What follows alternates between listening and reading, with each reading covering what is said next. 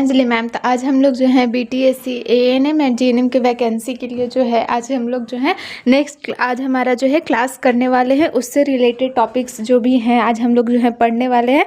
तो class start करने से पहले अगर आप भी जो है बीटीएससी एएनएम एंड जीएनएम की तैयारी करना चाहते हैं तो आप हमारे मंजिल बैच को ज्वाइन कर सकते हैं, जिसमें आप लोगों को लाइव क्लासेस मिलेंगे। अगर गलती से किसी भी कारण से आपका लाइव क्लास छूट जाता है तो रिकॉर्डिंग क्लासेस मिलेंगे, कंप्लीट पीडीएफ नोट्स मिलेगा जो भी पढ़ाया जाएगा, उसका पीवाईक्यू क्वेश्चन मिलेगा प्रीवियस ईयर का, प्रैक्टिस सेट भी आप लोगों का इसी में रहेगा और टेस्ट सीरीज भी आप लोगों का इसी बैच में इंक्लूड रहेगा। और फी कितना है तो सिर्फ और सिर्फ 499 में से है। आप लोग जो है बैच को ज्वाइन कर सकते हैं। बैच ज्वाइन करने के लिए प्ले स्टोर पर जाकर के Rathore education point app download करेंगे और वहाँ से जो है बैच को ज्वाइन कर सकते हैं। अगर बैच ज्वाइन करने में कोई भी दिक्कत है तो आप लोग दिए गए इस नंबर पर कॉल या मैसेज करके अधिक जानकारी ले सकते हैं। तो चलिए आज के क्लास को स्टार्ट करते हैं। तो आज का हमारा सबसे पहला क्वेश्चन है कि गर्भावस्था के दौरान शरीर में आयरन की कमी से कौन सी बीमारी होती है? डायबिटीज़, अनीमिया, हाइपोटेंशन और थायराइड। तो गर्भावस्था के दौरान अगर शरीर में जो है आयरन की कमी होगी तो उसके कारण कौन सा रोग होता है? तो अनीमिया। अनीमिया को हिंदी में रक्त अल्पता भी कहा जाता है, ठीक है। जिससे कि क्या होगा तो जिससे थकान होगा, कमजोरी होगा और जो बच्चा है उसके विकास में भी प्रॉब्लम क्रिएट होगा, ठीक। तो आयरन की कमी से ये चीज़ें जो हैं होंगी। नेक्स्ट क्वेश्चन है हमारा कि नवजात शिशु में सामान्य हृदय दर कितनी होती है? 60 से 100 प्रति मिनट, 120 से 160 प्रति मिनट, 40 से 60 प्रति मिनट और 80 से 120 प्रति मिनट। तो जो भी नवजात शिशु होते हैं तो उनमें सामान्य हृदय दर कितना होता है? तो 120 से 160 बीट प्रति मिनट होता है। यह उम्र के साथ क्या होता है तो फिर घटते जाता है, ठीक है। तो जब बच्चा शिशु अवस्था में रहता है तो इतना उसका जो है हार्ट बीट में होता है। नेक्स्ट क्वेश्चन है हमारा कि प्रसव के समय बच्चेदानी का मुंह सर्विक्स कितने सेंटीमीटर तक खुलना चाहिए? 5 सेंटीमीटर, 8 सेंटीमीटर, 10 सेंटीमीटर और 12 सेंटीमीटर। तो नॉर्मल डिलीवरी के लिए जो सर्विक्स होता है उसका जो मुंह होता है वो क्या बोलते हैं तो 10 सेंटीमीटर तक खुलना चाहिए, जिससे कि क्या होता है जिससे कि शिशु जो है बाहर आ सके। अगर 10 सेंटीमीटर तक वो नहीं खुलेगा तो बच्चे को नॉर्मल डिलीवरी में जो है प्रॉब्लम आएगी, ठीक। नेक्स्ट क्वेश्चन है हमारा कि गर्भवती महिला को टीटी इंजेक्शन कितनी बार लगाया जाता है? 1 बार, 2 बार, 3 बार और 4 बार। तो अगर महिला ने जो है पहली बार अगर गर्भ धारण किया, ठीक है, उसका जो है फर्स्ट बेबी है तो महिला को 2 बार टीटी के इंजेक्शन दिए जाएंगे। बट अगर वो फर्स्ट बेबी नहीं है, दूसरा बेबी है, तो सिर्फ एक ही बार टीका दिया जाएगा, ठीक। तो ये डिपेंड करता है कि महिला का गर्भावस्था जो है वो कौन सा है, पहला वाला या दूसरा वाला। नेक्स्ट क्वेश्चन है हमारा कि फॉलिक एसिड का मुख्य कार्य क्या है? हड्डियों को मजबूत बनाना, रक्त में हीमोग्लोबिन बढ़ाना, डीएनए संश्लेषण में मदद करना, नेत्र दृष्टि सुधारना। तो फॉलिक एसिड क्या करता है? तो फॉलिक एसिड जो भी भ्रूण होता है उसके विकास में डीएनए के निर्माण और कोशिका विभाजन में सहायता करता है, ठीक है। तो क्या करता है फॉलिक एसिड? तो डीएनए संश्लेषण में हेल्प करता है, ठीक। नेक्स्ट क्वेश्चन है हमारा कि बच्चे में कुपोषण का पहला लक्षण क्या होता है?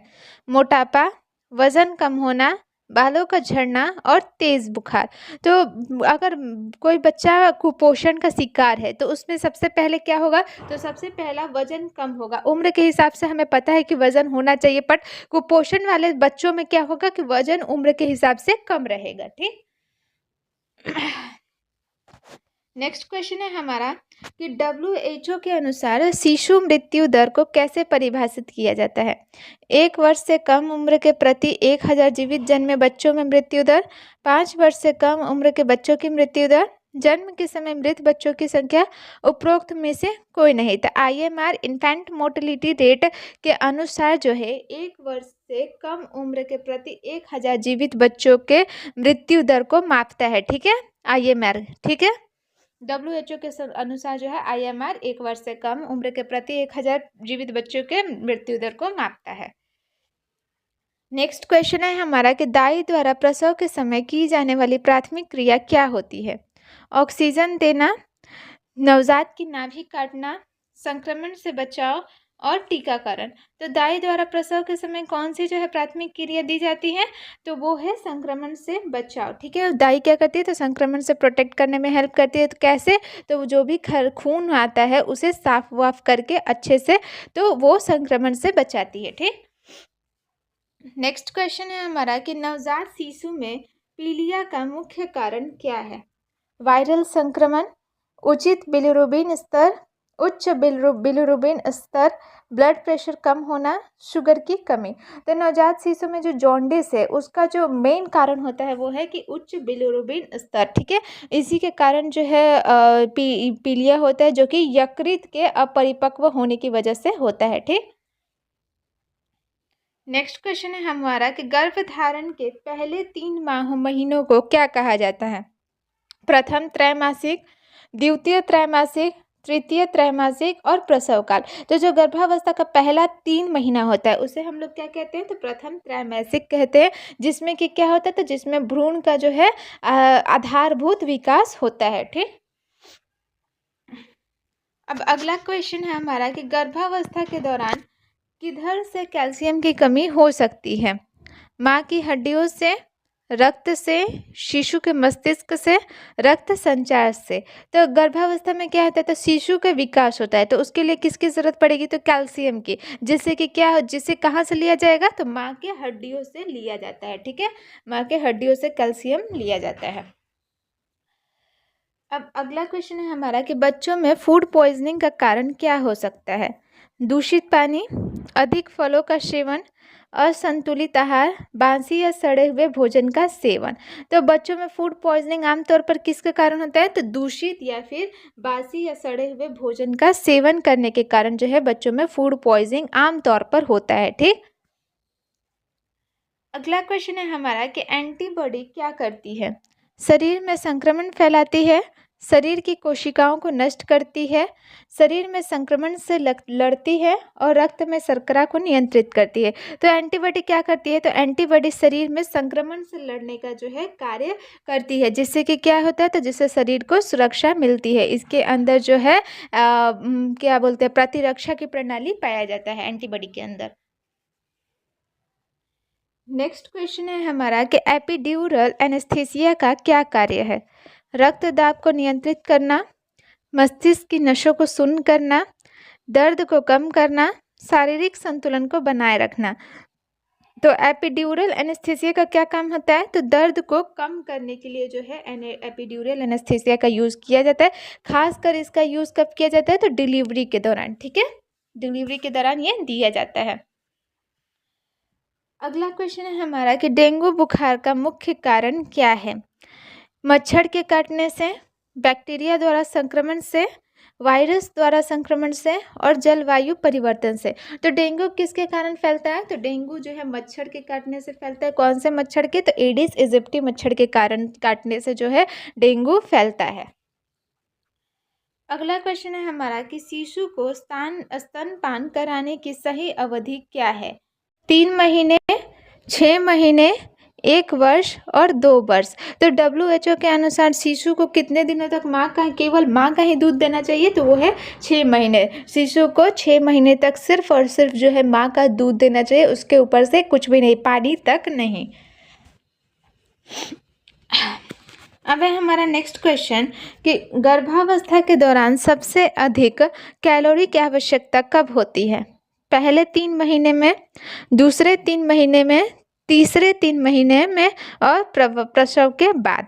तो सबसे ज़्यादा कैलोरी की ज़रूरत कब होगी, तो गर्भावस्था के तीसरे 3 महीने में जो है शिशु का विकास सबसे तेज होता है, इसलिए कैलोरी की आवश्यकता उसी वक्त सबसे ज़्यादा होती है। ठीक है, हम सबको पता है कि 9 महीने तक की प्रेगनेंसी होती है। तो पहला 3 महीना, फिर उसके बाद फिर 3 महीना और फिर ये तीसरा 3 महीना। ठीक, अगला क्वेश्चन है हमारा कि प्रसव के बाद गर्भाशय को सामान्य आकार में लौटने में कितना समय लगता है। 1 सप्ताह, 6 सप्ताह, 3 महीने और 9 महीने। तो डिलीवरी के बाद जो यूट्रस होता है उसको नॉर्मल शेप में आने के लिए लगभग जो है 6 सप्ताह का समय लगता है। लगभग कितना समय लगता है, तो 6 सप्ताह। अगला क्वेश्चन है हमारा कि ब्लड प्रेशर को मापने की प्रक्रिया को क्या कहा जाता है? इकोकार्डियोग्राफी, स्पियोमैनोमीटर, स्टेथोस्कोप और हीमोग्लोबिन टेस्ट। तो ब्लड प्रेशर मापने की क्रिया को क्या कहा जाता है? तो स्पियोमैनोमीटर। और ब्लड प्रेशर किससे लेते हैं? तो स्फिग्नोमैनोमीटर से। ठीक है, कंफ्यूज मत होइएगा। अब अगला क्वेश्चन है हमारा कि नवजात शिशु को कौन सी बीमारी सबसे अधिक प्रभावित करती है? पोलियो, खसरा, कुपोषण, जिगर की बीमारी। तो जो इन्फेंट होते हैं तो उनमें सबसे अधिक समस्या किस चीज़ की होती है? तो सबसे अधिक समस्या आती है कुपोषण की, जिसमें क्या होगा? तो शारीरिक और मानसिक विकास जो है प्रभावित हो जाता है। ठीक, कुपोषण किसकी कमी से होता है? तो उच्च न्यूट्रिशन ना मिलने के कारण। अब अगला क्वेश्चन है हमारा कि उन्नत चिकित्सा देखभाल के द्वारा शिशु मृत्यु दर में कमी कैसे लाई जा सकती है? बेहतर स्वच्छता, टीकाकरण, समय पर प्रसव और उपरोक्त सभी। तो उन्नत चिकित्सा देखभाल के लिए हम लोगों को क्या चाहिए? तो उपरोक्त सभी, बेहतर स्वच्छता भी, टीकाकरण भी और समय पर प्रसव कराने से शिशु मृत्यु दर में कमी लाई जा सकती है। ठीक है। अगला क्वेश्चन है हमारा कि HIV के लिए मुख्य तरीका क्या है? रक्त का परीक्षण, हार्मोन परीक्षण, एंटीबॉडी परीक्षण और फेकल परीक्षण। तो अगर कोई HIV संक्रमित है तो उसकी हम लोग पहचान किससे करेंगे? तो एंटीबॉडी परीक्षण के थ्रू जो है हम लोग उसकी पहचान करेंगे। ये परीक्षण जो है एकदम एक्यूरेट जो है रिजल्ट देता है। अगला क्वेश्चन है हमारा कि डायबिटीज़ के रोगियों में सबसे सामान्य लक्षण क्या होता है? तेज बुखार, अधिक पेशाब आना, वजन बढ़ना, त्वचा का काला पड़ना। तो जो डायबिटीज़ के रोगी होते हैं उनमें अधिक क्या देखने के लिए मिलता है? तो पेशाब आना जो है सबसे ज़्यादा एक कॉमन लक्षण है, क्योंकि क्या होता है? तो ब्लड में जो है शुगर का मात्रा बहुत ज़्यादा होता है, जिसके कारण क्या होता है? तो बार बार जो है पेशाब आता है। ठीक। अगला क्वेश्चन है हमारा कि हाइपोग्लाइसीमिया का अर्थ क्या है? शर्करा का बढ़ना, शर्करा का कम होना, रक्तचाप का कम होना और शरीर का गर्म होना। तो हाइपोग्लाइसीमिया का मीनिंग क्या है? तो हाइपोग्लाइसीमिया का मतलब है रक्त में शर्करा की मात्रा का कम होना, हाइपोग्लाइसीमिया कहलाता है। ठीक है। अब अगला क्वेश्चन है हमारा कि गर्भावस्था में महिलाओं को आयरन की कमी के कारण किस प्रकार की समस्या हो सकती है? उच्च रक्तचाप, एनीमिया, पीलिया और तंत्रिका तंत्र की समस्या। तो हमने सबसे पहले ही ये क्वेश्चन किया था कि आयरन की कमी से कौन सा रोग होगा? तो एनीमिया जो है आयरन की कमी से गर्भावस्था के दौरान होता है। ठीक। अब अगला क्वेश्चन है हमारा कि शिशु के जन्म के तुरंत बाद नाभि की देखभाल कैसे की जाती है? नाभि की सफाई, नाभि का काटना, नाभि को बंद करना और नाभि को खुला छोड़ना। तो जैसे ही शिशु का जन्म होता है तो नाभि को क्या किया जाता है? तो पहले नाभि की सफाई की जाती है। ठीक। और उसके बाद फिर नाभि को काट कर सुरक्षित तरीके से उसे बांध के रख दिया जाता है। बांध के मतलब उसी में छोड़ दिया जाता है हल्का थोड़ा सा। ठीक। अगला क्वेश्चन है हमारा कि प्रसव के बाद रक्तस्राव का अधिकतम स्तर कब होता है? 6 से 12 घंटे, 12 से 24 घंटे, 1 सप्ताह और 2 सप्ताह। तो प्रसव के बाद सबसे अधिक मात्रा में ब्लीडिंग कब होता है? तो 6 से 12 घंटे जो है 6 से 12 घंटे के दौरान रक्तस्राव का स्तर जो होता है सबसे अधिक होता है। ठीक। अगला क्वेश्चन है हमारा कि नवजात शिशु के लिए कौन सा खाद्य सबसे अच्छा होता है? गाय का दूध, माँ का दूध, कृत्रिम दूध और जूस। तो हमने अभी देखा था कि नवजात शिशु के लिए सबसे अच्छा क्या होता है? तो माँ का दूध, क्योंकि माँ के दूध में बहुत सारे जो है पोषक तत्व पाए जाते हैं जो कि उन्हें बीमारियों से लड़ने में मदद करते हैं और वो सबसे अच्छा माना जाता है। ठीक, माँ का दूध। ठीक। अगला क्वेश्चन है हमारा कि माँ का दूध देने से कौन सा लाभ होता है? बच्चे का संक्रमण से बचाव, माँ की हड्डियाँ मजबूत होती हैं, वजन कम करने में मदद मिलती है, उपरोक्त सभी। तो क्या क्या होता है? तो माँ का दूध देने से ये सब होता है। ठीक है। केवल बच्चे को संक्रमण से ही सुरक्षा नहीं मिलता बल्कि माँ की हड्डी भी मजबूत हो जाता है और वजन भी जो है कंट्रोल में रहता है। ठीक। अगला क्वेश्चन है हमारा कि ORS का पूर्ण रूप क्या है? Okay research salt, oral rehydration solution, sorry यहाँ पर सॉल्यूशन छूट गया, ठीक है, सॉल्ट नहीं होगा, सॉल्यूशन होगा, ठीक। ओरल रेड सॉल्ट और ओथिरल रिस्क सॉल्ट। तो ORS का फुल फॉर्म क्या होता है? तो ORS का फुल फॉर्म होता है ओरल रिहाइड्रेशन सॉल्यूशन, ठीक है, जो कि क्या है, तो जो कि हमारे बॉडी में पानी और लवण की कमी को पूरा करने के लिए प्रयोग किया जाता है। तो खासकर तब ये यूज़ होता है जब डस्ट की भी ये हो या फिर मतलब डिहाइड्रेशन हो बॉडी में।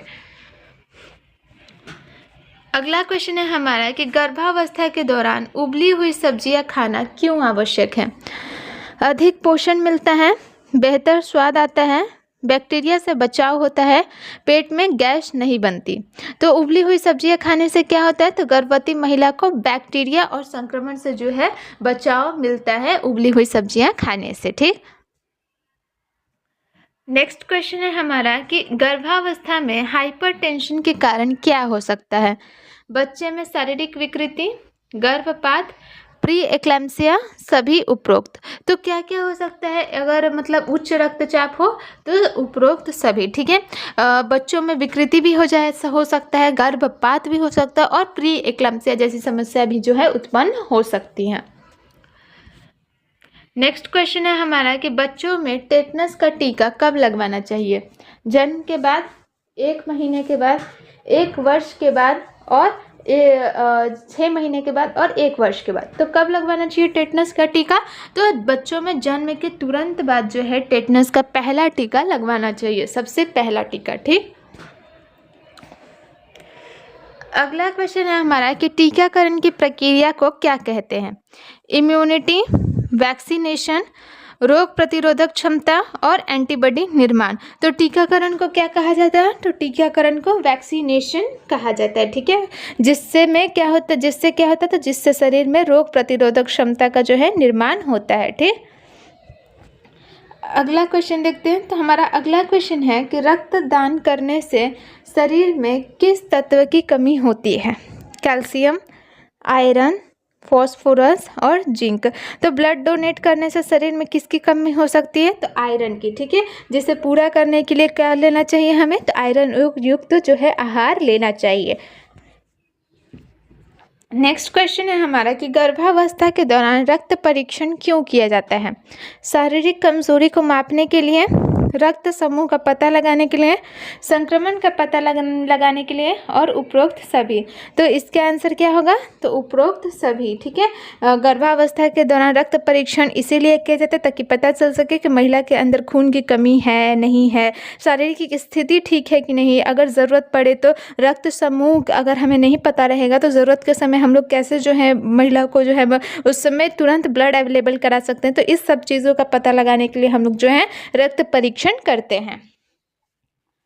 नेक्स्ट क्वेश्चन है हमारा कि गर्भावस्था के दौरान सबसे महत्वपूर्ण विटामिन कौन सा है? Vitamin A, vitamin D, vitamin C और फॉलिक एसिड। तो गर्भावस्था के दौरान सबसे जो ज़्यादा ज़रूरी है वो क्या है हमारा? तो फॉलिक एसिड। फॉलिक एसिड सबसे ज़्यादा महत्वपूर्ण होता है, क्यों? क्योंकि यह भ्रूण के जो मस्तिष्क है और रीढ़ के विकास में हेल्प करता है, ठीक। तो इसीलिए फॉलिक एसिड के टैबलेट्स जो हैं गर्भावस्था के दौरान चलाई जाती हैं। नेक्स्ट क्वेश्चन है हमारा कि प्रसव के बाद माँ के रक्तस्राव को क्या कहा जाता है? लोहिया, लोकिया, हेमोरेजिया और आर्थ्रोलीसिया। तो प्रसव के बाद गर्भाशय से निकलने वाला जो रक्तस्राव है उसे क्या कहा जाता है? तो लोकिया, ठीक है, जो कि 6 सप्ताह तक चलता है नॉर्मली। नेक्स्ट क्वेश्चन है हमारा कि लीवर का मुख्य कार्य क्या होता है? पाचन क्रिया में मदद करना, रक्त का निर्माण करना, अंगों की सुरक्षा करना, खून से विषाक्त पदार्थों को निकालना। तो लीवर का मेन काम क्या होता है? तो रक्त से जो भी विषाक्त पदार्थ हैं उनको निकालना और फिर डाइजेशन में हेल्प करना, ठीक। तो ये लीवर का जो है मुख्य कार्य होता है। अगला क्वेश्चन है हमारा कि बच्चे के जन्म के बाद उसे शीत दंश से बचाने के लिए क्या उपाय किए जाते हैं? गर्म पानी से स्नान, बच्चे को गर्म कपड़े पहनाना, बच्चे को तुरंत स्तनपान कराना और उपरोक्त सभी। तो हम लोगों को क्या क्या करना पड़ता है, तो शीत दंश से बचाने के लिए हमें ये तीनों चीज़ें करनी चाहिए। उसे गर्म कपड़े भी पहनाना चाहिए, स्तनपान कराना चाहिए क्योंकि वो दूध जो है गर्म रहता है और उसमें बहुत सारे जो है मिनरल्स भी रहते हैं, और गर्म पानी से स्नान कराना चाहिए। ठीक है, तो इससे जो है शीत दंश से बच्चे को प्रोटेक्ट किया जा सकता है। नेक्स्ट क्वेश्चन है हमारा कि प्रसव के बाद माँ को किन खुराकों की ज़रूरत होती है। कैल्शियम, आयरन, विटामिन डी और उपरोक्त सभी।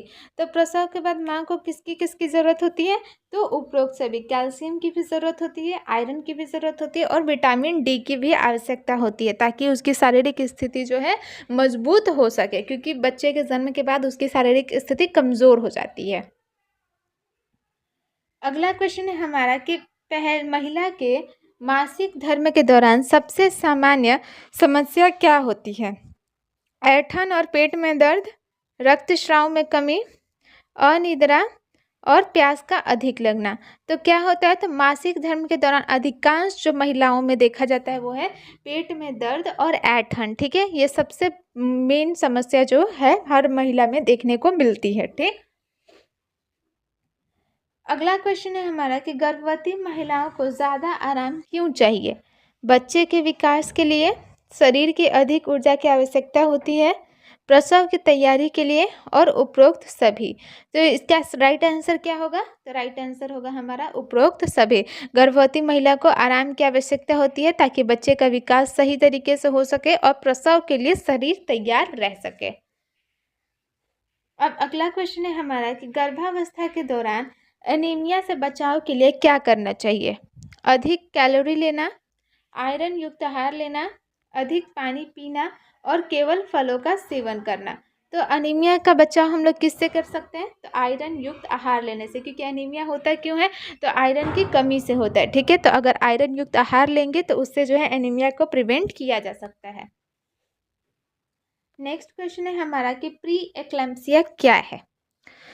उच्च रक्तचाप और प्रोटीनूरिया, उच्च रक्तचाप और सिर दर्द, उच्च रक्तचाप और उल्टी, उच्च रक्तचाप और बुखार। तो प्री एक्लैम्सिया क्या होता है, तो प्री एक्लैम्सिया गर्भवती महिला में होता है। ठीक है, इसमें क्या होता है, तो उच्च रक्तचाप और प्रोटीन की उपस्थिति को प्रोटीनूरिया भी कहा जाता है।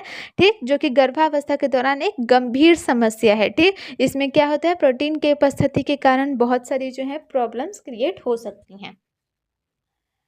अगला क्वेश्चन है हमारा कि नवजात शिशु को स्तनपान करने में कितनी देर तक समय लेना चाहिए। 5 मिनट, 10 से 15 मिनट, 30 मिनट और 1 घंटे। तो नवजात शिशु को स्तनपान करते समय लगभग जो है 10 से 15 मिनट तक का समय लेना चाहिए, ताकि उसे आवश्यक पोषक तत्व मिल सके और वो अच्छे से जो है अपना आहार ले सके। ठीक, नेक्स्ट क्वेश्चन है हमारा कि हाइपोग्लाइसीमिया का क्या मतलब है। रक्त में शर्करा का उच्च स्तर, रक्त में शर्करा का निम्न स्तर, रक्त में कोलेस्ट्रॉल का उच्च स्तर और रक्त में प्रोटीन का उच्च स्तर। तो हाइपोग्लाइसीमिया का मतलब क्या होता है, तो रक्त में ग्लूकोज का जो है निम्न स्तर होना हाइपोग्लाइसीमिया का मतलब होता है। ठीक, अब अगला क्वेश्चन है हमारा कि ऑक्सीटोसिन का मुख्य कार्य क्या है। दिमागी सक्रियता बढ़ाना, गर्भाशय संकुचन को बढ़ाना, पेट के गैस की समस्या हल करना और रक्त परिसंचरण को बढ़ाना। तो ऑक्सीटोसिन क्या होता है, तो एक हार्मोन है जिसका मेन काम क्या होता है, तो गर्भाशय के संकुचन को जो बढ़ाता है। ठीक है, ऑक्सीटोसिन जो कि डिलीवरी की प्रक्रिया में हेल्पफुल होता है। ठीक, अब है हमारा अगला क्वेश्चन कि गर्भावस्था में मांसाहार का सेवन करने से कौन सी समस्या हो सकती है। पाचन की समस्याएं, आयरन की कमी, प्रोटीन की अधिकता और पेट की जलन। तो क्या हो सकता है, गर्भावस्था में अगर हम मांसाहार का सेवन करते हैं तो उस समय सेवन करने से जो है पाचन की समस्या उत्पन्न हो सकती है, क्योंकि ये शरीर में क्या करता है, तो अधिक एसिड जो है प्रोड्यूस करता है, जिसके कारण जो है डाइजेशन में जो है दिक्कत आ सकती है। नेक्स्ट क्वेश्चन है हमारा कि डेंगू बुखार में कौन सा लक्षण सबसे सामान्य होता है। खांसी, त्वचा पर दाने, जोड़ों का दर्द, सिर दर्द और बुखार। तो सबसे ज़्यादा सामान्य लक्षण क्या है डेंगू बुखार का? तो वो है हमारा सिर दर्द और बुखार। ये सबसे सामान्य लक्षण होता है डेंगू का। ठीक, अगला क्वेश्चन है हमारा कि गर्भावस्था में आयरन की कमी से किस समस्या का खतरा बढ़ता है? यह भी हमने 2 बार के क्वेश्चन रिपीट हो चुका है। कौन से खतरा बढ़ता है? तो एनीमिया का खतरा जो है आयरन की कमी से बढ़ता है। अब अगला क्वेश्चन है हमारा कि पहली बार प्रसव कराने वाली महिला को कितना समय बाद अस्पताल में चेकअप करवाना चाहिए? 1 सप्ताह, 2 सप्ताह, 6 सप्ताह और 3 महीने। तो अगर पहला बार प्रसव करने वाली महिला है तो उसको प्रसव के कितने दिन बाद जो है अस्पताल में चेकअप कराना चाहिए? तो 6 सप्ताह बाद जो है उसे चेकअप करवाना चाहिए, ताकि पता चल सके कि ब्लीडिंग ज़्यादा है नहीं है, सब कुछ सही है कि नहीं, माँ स्वस्थ है कि नहीं, बच्चा हेल्दी है कि नहीं। तो वो सब जो है जानने के लिए जो है प्रसव करने के बाद 6 सप्ताह बाद जो है अस्पताल में चेकअप ज़रूर करवाना चाहिए। अगला क्वेश्चन है हमारा कि जब एक महिला को प्रसव के बाद रक्तस्राव हो रहा हो तो क्या किया जाना चाहिए? उसे तुरंत दवा दी जाए, उसे तुरंत अस्पताल भेजा जाए, उसे आराम करने की सलाह दी जाए और उपरोक्त सभी। प्रसव के बाद देखिए अगर रक्तस्राव होता है तो ये एक गंभीर प्रॉब्लम है, ठीक है, क्योंकि पोस्टपार्टम हेमरेज का जो है खतरा रहता है। तो उससे हम लोग तुरंत क्या करेंगे? तो तुरंत अस्पताल भेजेंगे, ठीक, क्योंकि पोस्टपार्टम हेमरेज हो जाता है और उसमें माँ के जान पे खतरा भी हो सकता है। अगला क्वेश्चन है हमारा कि कॉन्डम का उपयोग किस स्थिति में किया जाता है?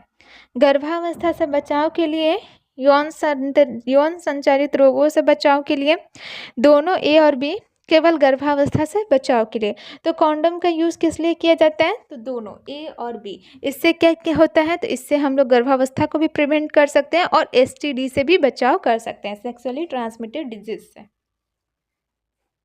अगला क्वेश्चन है हमारा कि जल जनित रोगों में कौन सा प्रमुख लक्षण होता है?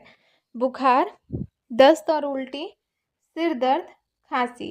तो जो जल जनित रोग होते हैं तो उनमें प्रमुख लक्षण क्या होता है? तो दस्त और उल्टी, ठीक है, दस्त भी लगता है और उल्टी भी लगता है, जो कि दूषित पानी के सेवन से होता है। ठीक, नेक्स्ट क्वेश्चन देखते हैं। तो नेक्स्ट क्वेश्चन है हमारा कि गर्भावस्था के दौरान महिला को किन खुराकों की ज़रूरत होती है? कैल्शियम, आयरन, फॉलिक एसिड, उपरोक्त सभी। तो ये भी क्वेश्चन हमने ऊपर ही किया था, कौन कौन से खुराकों की ज़रूरत होती है? तो इन सभी खुराकों की जो है ज़रूरत होती है। अगला क्वेश्चन है हमारा कि नवजात शिशु को कितनी बार स्तनपान कराना चाहिए? हर 1 घंटे, हर 2 घंटे, हर 3 घंटे, हर 4 घंटे। तो जो नवजात शिशु हैं उनको वो तो कह नहीं सकते ना कि हमें भूख लगी है, ठीक, वो तो सिर्फ रो सकते हैं। तो हमें क्या करना चाहिए? तो हमें हर 2 घंटे में जो है बच्चे को स्तनपान कराते रहना चाहिए, ताकि जो है उसे पर्याप्त पोषण जो है मिल सके। अगला क्वेश्चन है हमारा कि गर्भवती महिला में ग्लूकोसूरिया का क्या मतलब है? रक्त में शर्करा की कमी, पेशाब में शर्करा का होना, रक्त में शर्करा का अत्यधिक होना और पेशाब में रक्त का होना। तो गर्भवती महिला में ग्लूकोसूरिया का मतलब क्या होता है? तो पेशाब में शर्करा का होना जो है ग्लूकोसूरिया जो है, इस टर्म को मेडिकल टर्म में कहा जाता है। ठीक, अब नेक्स्ट क्वेश्चन देखते हैं। नेक्स्ट क्वेश्चन है हमारा कि गर्भवती महिला के लिए किस खाद्य पदार्थ का सेवन सबसे अधिक लाभकारी होता है? फल, सब्जियां, दूध और उपरोक्त सभी। तो गर्भवती महिला के लिए सबसे ज़्यादा लाभकारी क्या होगा? तो उपरोक्त सभी, ठीक है, सबका जो है अगर वो सेवन करेगी तो सबसे कुछ ना कुछ तो जो है प्रोटीन्स मिल ही रहे हैं ना। सब फल, सब्जियां, दूध, इन सब से जो है आवश्यक पोषक तत्व मिल रहे हैं, जो कि बच्चे के और माँ के विकास में हेल्प कर रहा है। ठीक, तो इन सभी का जो है सेवन करना चाहिए। तो आज के लिए बस इतना ही। जो भी इस क्लास का PDF होगा डिस्क्रिप्शन बॉक्स में टेलीग्राम चैनल का लिंक दिया गया, तो वहाँ से जाके जुड़ जाइए, वहाँ से आप लोगों को PDF मिल जाएगा।